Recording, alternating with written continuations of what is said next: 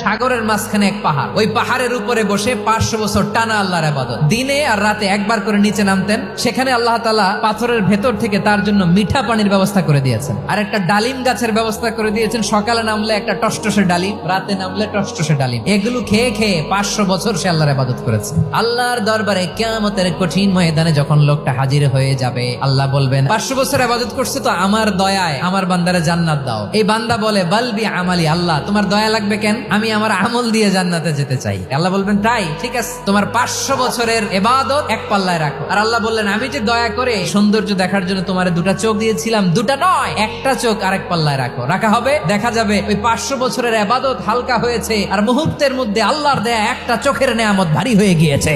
ফলাফল দেখো, হিসাব বলে তুমি এখন জাহান্নামে যাবা, যাও এবার জাহান্নামে যাও। এবার লোকটা কাচুমাচু করে বলে আল্লাহ এবার আমি বুঝতে পেরেছি তোমার দয়া ছাড়া দুনিয়ায় কেউ জান্নাতে যেতে পারবে না।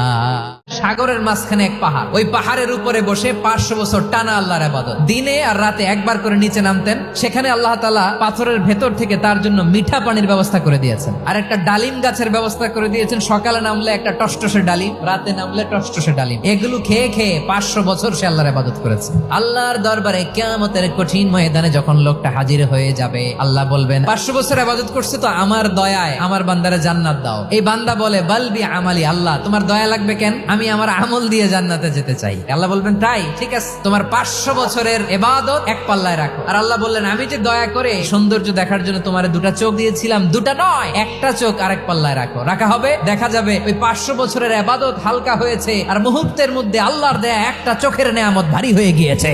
ফলাফল দেখো, হিসাব বলে তুমি এখন জাহান্নামে যাবা, যাও এবার জাহান্নামে যাও। এবার লোকটা কাচুমাচু করে বলে আল্লাহ এবার আমি বুঝতে পেরেছি তোমার দয়া ছাড়া দুনিয়ায় কেউ জান্নাতে যেতে পারবে না।